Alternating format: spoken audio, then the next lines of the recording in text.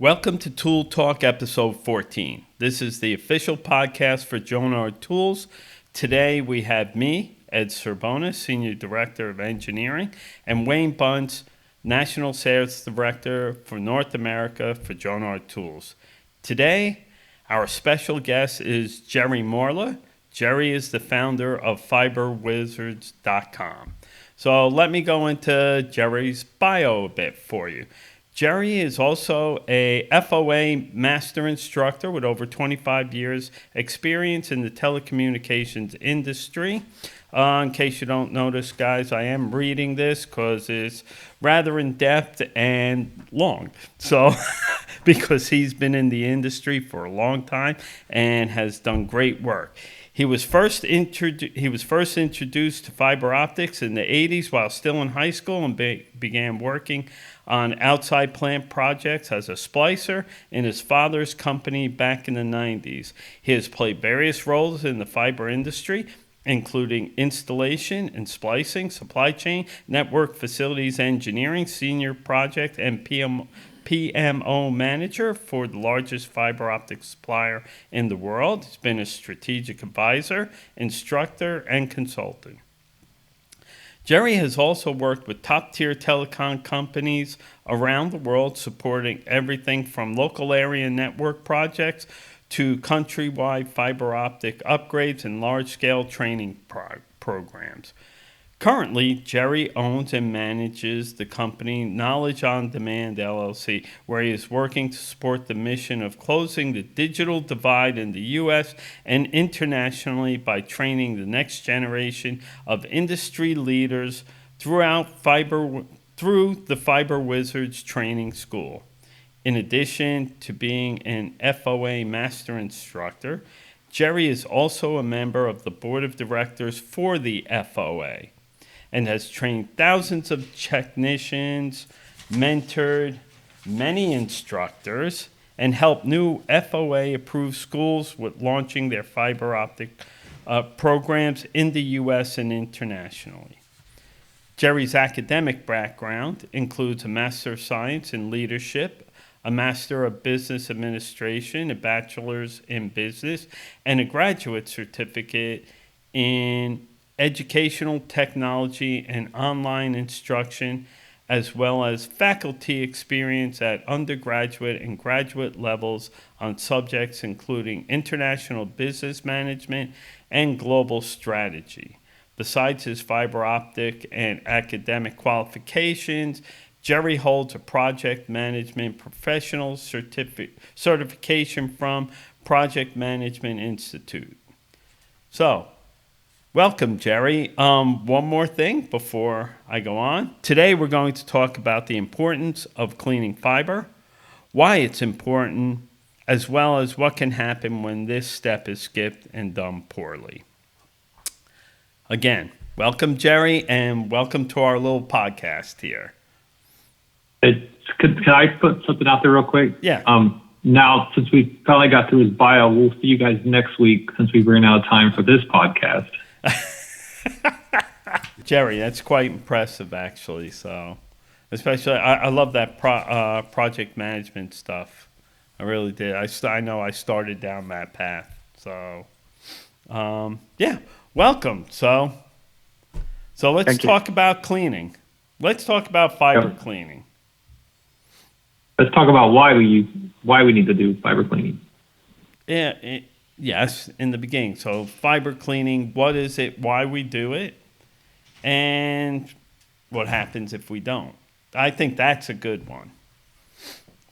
So why don't we start? Jerry, throw some thoughts out there. Hey, well, when we're talking about fiber cleaning, right, sometimes I use my glasses to kind of illustrate why you need to clean fibers. And truly, fiber optics are light guides, right? Made of high purity glass and that transmit light, just like your glasses or your sunglasses, right? And if you have a smudge or dust or dirt on your glass, you're not going to see well, right? Not only you're not going to see well, but there might be all kinds of glares, reflections, and things that are going to distort the way that light, right, is perceived by your eye, which is akin to a fiber optic system receiver. Okay, so because of that, everything in fiber optics has to take that in consideration. When you're working with fiber, dust and dirt, those are like awful crucial enemies. We want to make sure we work in well clean, protected environments. Sometimes we can, like if we're working in the outside plant. Last month I was literally in the desert working with fiber. However, in those instances, we try to use tents, trucks, or whatever artifacts to control the environment and mitigate, right, potential issues with dust in the air, pollution and things like that.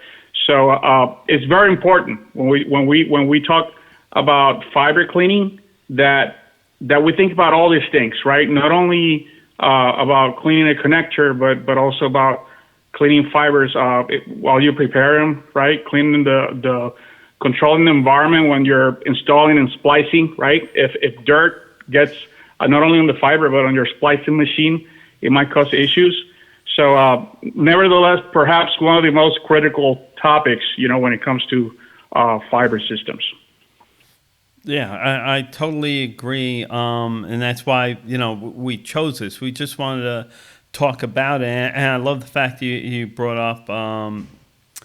One, you were in the desert, and then two, everything that you were trying to do to mitigate that. Because the first thing I thought, desert, sand's blowing everywhere, and it has to be. I mean, because you're in the desert. So, what do you do to reduce, to mitigate that issue? Simple thing, tents. Okay, if you can, you're inside a trailer, trying to do as much work as you can in that much more controlled, relatively cleaner environment. I love the fact that your analogy with your glasses, because that is a great way to give people an idea, to understand how important cleaning is. And like you were saying, even for fusion splicing, in terms of fusion splicing, it's not just cleaning the fiber. You got to make sure that dust, debris, and the like isn't getting into the fusion splicer, because you don't know where that's going to land. When you press that button to fusion splice, to arc, okay, is there dirt and debris right in its path at that moment? Now if that happens, that possibly can end up in your glass, may vaporize, but that may also cause other issues. Okay, so it can end up in your glass. It can create other issues. Maybe you don't get the performance of the splice that you were expecting, be it from other factors. Maybe there's an air gap in it. Maybe there's an incomplete splice because of that. There's just so many things. That's why clean environment are really important factors. So I could also see that being fiber cleaning, just the fiber itself. I'm not even talking the end face, in terms of putting on a mechanical splice, a temporary splice for a connector here, putting it on and it not working correctly because of dust, debris, or worse yet, there's dust or debris or even a grain of sand in there, and you close that mechanical connector, you scratch the fiber, is what ends up happening. Now you really have a problem on your hands. So cleaning, critical, and we're just touching the surface of it. So that, I'm just talking in this case about the fiber itself. We'll talk a little bit later, end face and things like that. So Wayne, thoughts, comments? Yeah, so I'm curious on procedures, wet versus dry. How do you clean? What do you use to clean with? Give us your expert opinion on that subject. Yeah, so it's going to depend. It's going to depend on the environment that you're working in, right? usually, if you're working in a control environment, let's say a data center or some central offices, you might not have that much pollution, right, in the environment, in the air. And the connector cleaning at that point might not require as much as it would, if you were working on a more polluted environment. So for less polluted environments, a high level recommendation will be to use dry cleaning methods. And by that, one example of a dry cleaning method, right, will be one of these push-on cleaners, right? Basically, it has a lint-free fabric in here, right? And when you push this either inside a female connector or insert a male connector, right, and you push in it, that fabric rotates and takes away the dirt, right? If there was a little bit more soil or the maybe epoxy or any residue film from anything, you might have to use what they call wet to dry method. And if you're working on a female connector, that might imply using lint-free, specially made swaps that are lint-free, that are specially made for fiber cleaning, and put a little bit of a fiber cleaning fluid, right? And then clean it wet and then dry it. Because if you don't dry it, then what happens is that the cleaning fluid could leave a film, right? And that film, some cleaning fluids are very well designed to repel static properties, right? The static that builds up in the connector and face, and they're designed to evaporate very fast. But just to make sure that when that evaporates, it doesn't leave any residue, any films there, it's best to dry clean it again, right? And take that off. In more polluted environments, maybe sometimes you will use a pre-soaked pad, right, with IPA solution. It has to be high grade. They're usually made, you can get pre-soaked pads for this, and you can put the connector in it and just leave it there for a few seconds. Let it sit so that whatever's on that connector end face will soften up or loosen up, right? And then do your wet to dry cleaning. Generally, wet to dry refers to just taking the connector, cleaning it on a surface, right, from a wet area to a dry area.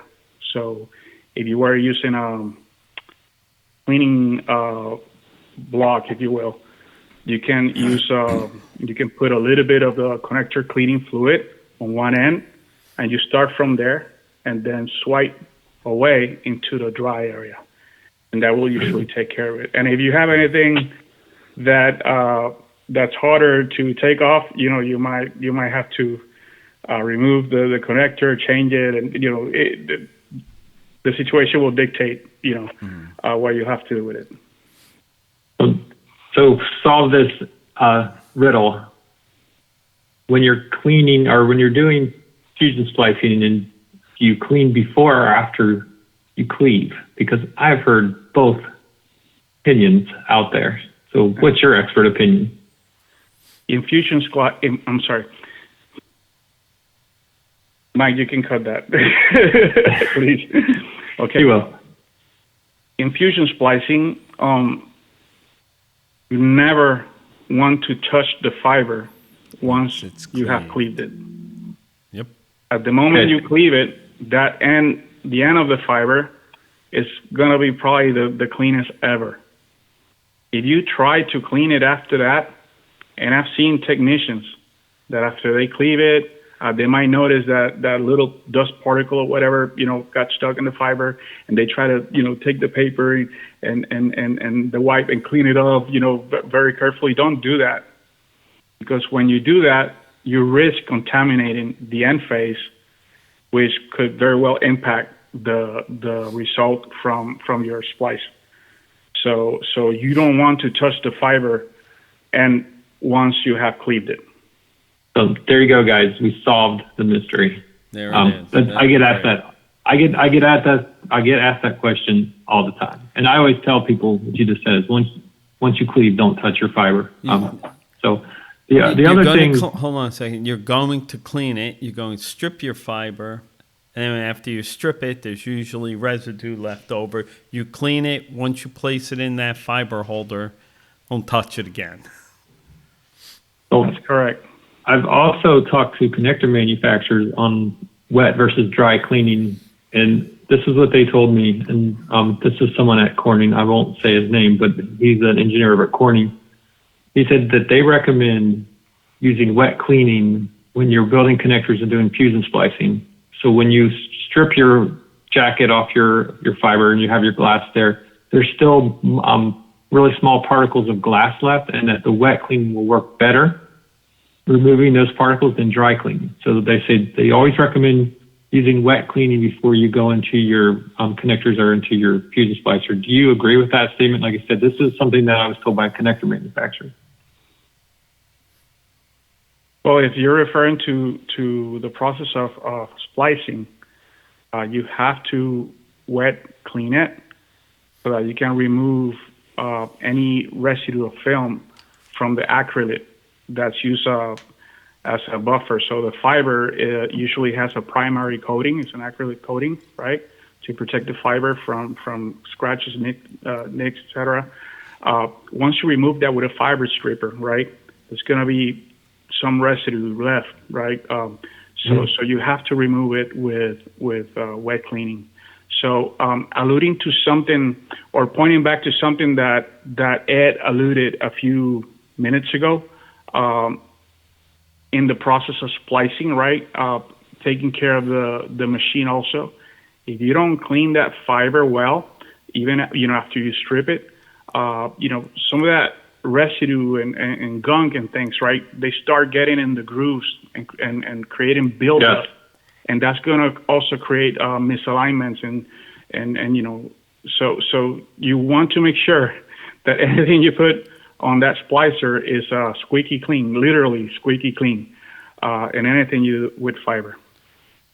So there's another thing that I want to talk about, and I think you can show this Wayne, on.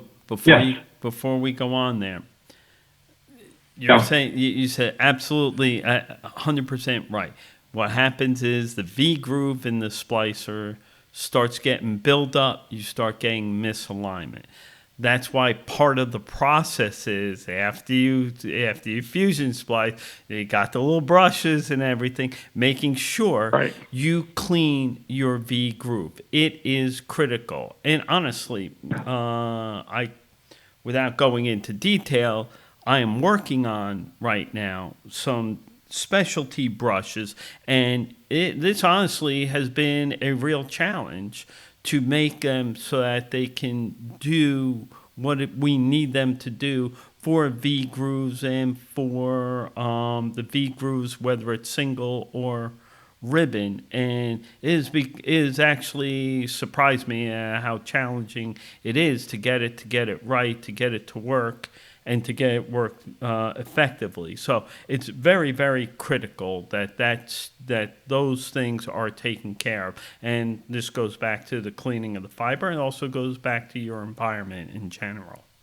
The other thing that really sticks out to me is we see a lot of guys, and I like to call it the plug and play guys. They're not fusion splicing. They're not putting connectors on. They're buying pre-terminized connectors, and they're just plugging them in.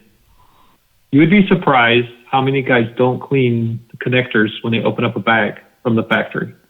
I get it all the time because we don't clean our connectors. We get them out of the bag, we plug them in, and I'm like, and then you're probably going back there for a service call.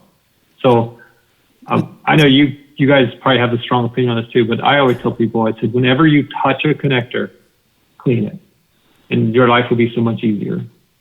So if you're unplugging it, plugging it in, taking it out of a bag, clean your connectors. And Jerry, I know we can talk about looking at the dirtiness with a scope and stuff like that, but I know you have a setup. Can you show us what a dirty connector looks like versus a clean connector and how easy it is to make the connector clean? Right. Before we do that, Wayne, you're going back just half a step here. The new connectors and the like. People make the assumption it's in a bag. Hey, I got this nice plastic connector cover on the end of the connector. Therefore, it must be clean. Well, they don't realize is that that cover, actually, when you remove it, you create a static charge. And what happens is you actually draw in particulate that may be in the air around it. They have a purpose to protect the end face, but they are not very friendly to keeping a connector truly clean after it's immediately removed. So I agree with you 100% that no matter new, old, whatever, you clean. Anytime you touch it, you disconnect it from a port for whatever reason, you clean it before you put it back. So why don't you take it from there, Jerry? I assume so. Assuming that some in the audience, might be new to this. So connectors, right? They come with a cap, right, to protect it from scratches and harm. In the Fiber Optic Association, we call these caps, which are called dust caps. We basically say that the purpose of them is to collect dust, because they do collect dust. And when you put them back in, you can be contaminating that end face. People don't realize that when you put the connector, when you insert the connector inside an adapter, right?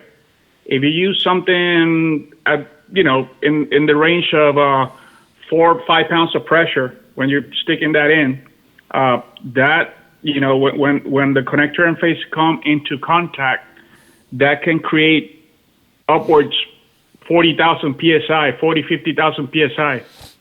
And to put it in perspective, some water jets to cut metal, they work at 50, 60,000 psi. So the resulting pressure from inserting a connector might come pretty close to what a water jet uses to cut through metal. So the implication of that is that dirt, dust particle, anything there that's hard enough, that's not clean, when you put a connector in, if you get it out of the bag and it happened to be dirty, you might very well damage, the good connector that's inside on the other side of the adapter when you push in the connector. Or another example could be when you put the connector inside a test equipment port, right? So we see a lot of test equipment that gets damaged because of that, because some of the technicians might not be aware, and they don't inspect and clean the connector before plugging it into the port. There's something also to be said that you cannot properly clean any connector without inspecting. So typically you refer to it as a 3-step process. First you inspect, right? If there's something to be cleaned, then you clean, and then you inspect again to make sure you cleaned it. And this has to happen always. If you clean without inspecting, you might think that you're fixing the problem when in reality you might be making it worse. So we have to, when we think of connector cleaning, we have to think of inspection, cleaning, and then inspecting again. And any connector, any patch cord, any assembly that you get out of a bag, there's a few exceptions. I'm not going to address those now, but for the most part, right? When you get a patch cord out of a bag, you want to inspect it before you plug it in, so that you don't risk cross-contaminating or damaging anything. So do you have an example you want to show us? We can describe it to our audience who don't have the visual of like what a dirty connector looks like versus a clean. Yes, absolutely. Yeah, I'm going to use this wireless probe. Cap of the connector. I'm gonna put it in there.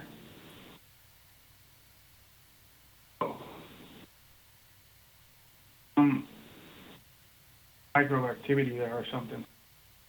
He doesn't. That's what a dirty connector. Yeah, so Beautiful. I want to point out, so what we're looking at is a fiber connector underneath a microscope.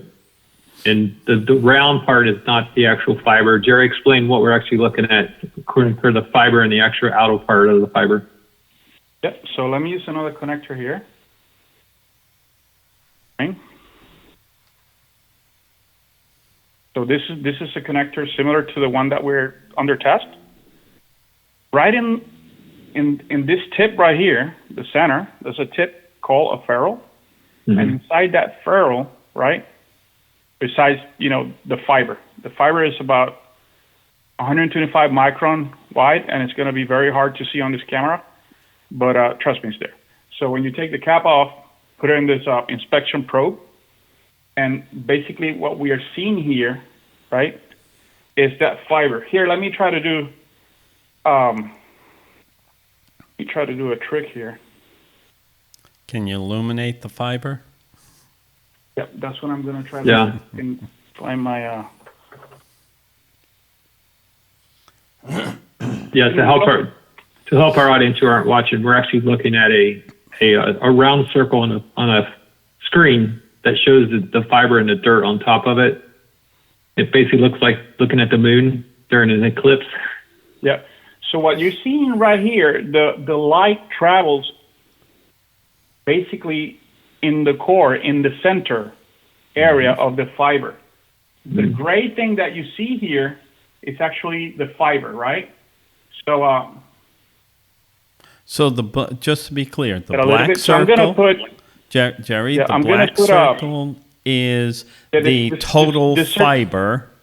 The center that's the core and cladding, and the center is the part that you're trying to illuminate now, because that's where light is transmitted from.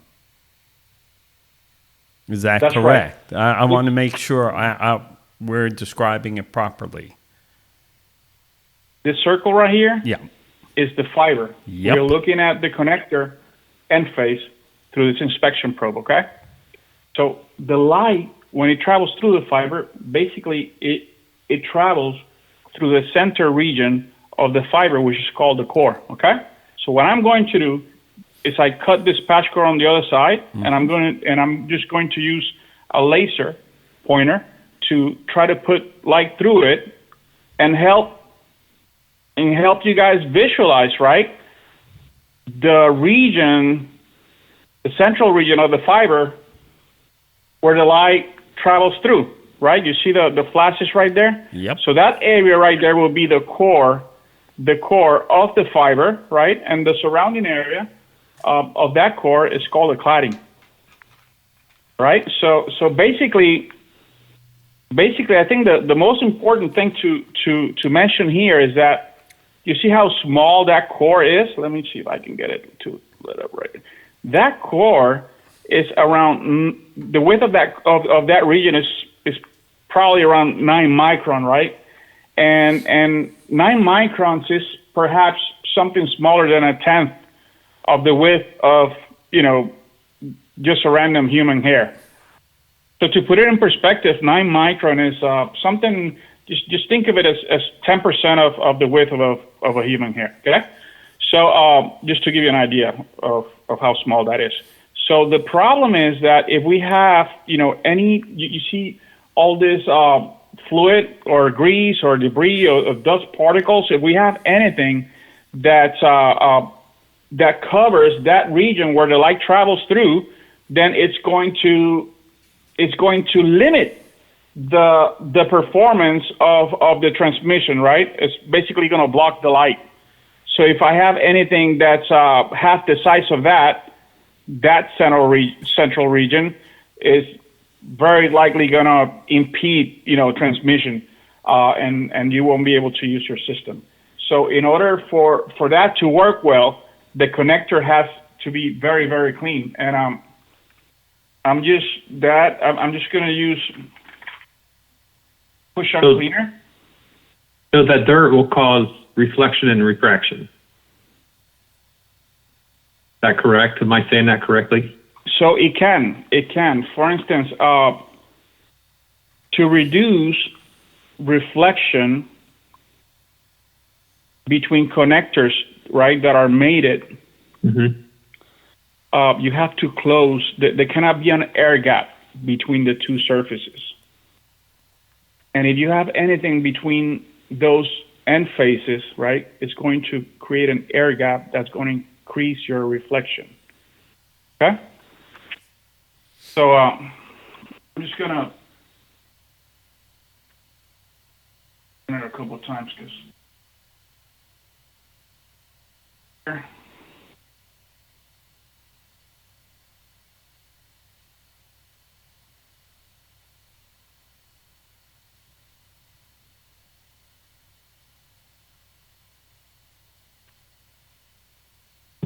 And that's what a highly clean connector looks like. Yep. So before we had a big circle with a bunch of squiggly lines. If you ever looked at an onion underneath a microscope, that's pretty much what it looks like. You got squiggly lines going everywhere, and now we have a perfectly clean circle. That's correct. All right, so just to show how easy it is to get that connector, that fiber end face dirty again, I'm just gonna pull this out. I'm just gonna swipe it here on my skin, put it back in. There you go. Perfect.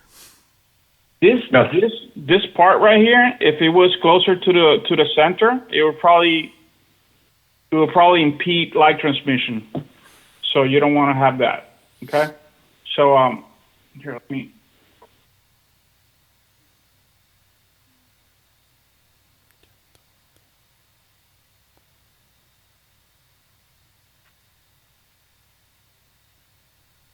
I did one swipe and it almost got everything out. But a couple of times.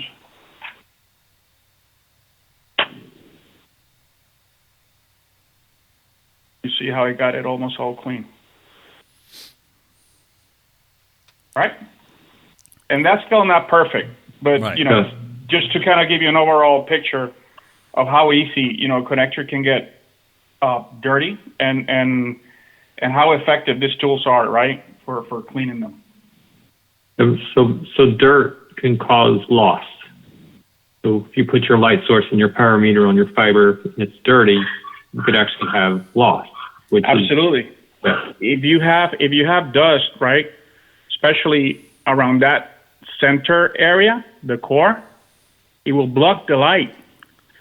And if it blocks the light, it's going to cause attenuation or loss of power of the signal. Okay? It could also, again, cause reflection, the particle itself, but also because it's going to, when you have the end face touching the other connector, right, it's going to increase the air gap between both surfaces, and that in itself is going to be the one causing a reflection. Okay.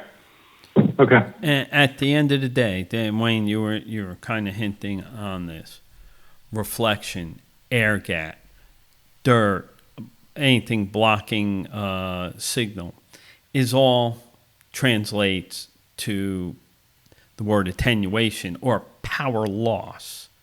And you're reducing the power to the system. You're reducing the strength of the signal. You're actually, without getting into detail, you're creating problems that down the road, the end customer doesn't give crap what it is. All they know is my signal, my TV's pixelating, and I don't know why it's happening, and your service is bad. Just as one example. Right. Okay. What I said. Now that you mentioned that. Yeah, I'm sorry. Go ahead, Jerry. I was just going to say what I'm saying. Correct.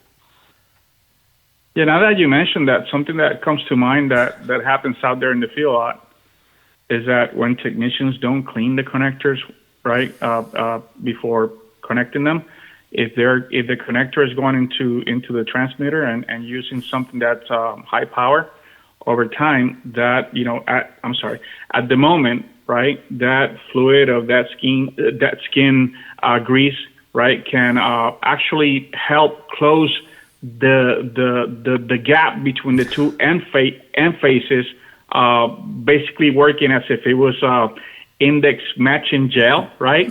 But over time, as that dries up, it's going to cloud that end face. So at the moment they test and turn up, what might seem that is working good, a few months down the line might give you an LOS, a loss of signal, and bring your system down. Mm-hmm. So it's just utterly important to clean that connector, even if you think it doesn't need to be cleaned. Perfect. Great. Yeah. So basically, we're saying clean everything, guys. It'll save you a lot of time. Exactly. Absolutely. No, it'll save you a lot of headache is what it'll save you. It'll save you a callback down the Money. road, which saves you money. Exactly. All translates back to that. You know, and money even in another way. A happy customer is one that'll pay. An unhappy one is one that won't pay. Right. All right, guys. So let's wrap this up. I think we had a great conversation today. So we hope this podcast has been informative. Again, we'd like to thank Jerry Morla for joining us today. We really enjoyed the discussion, and I hope you can join us again in the future. Thanks.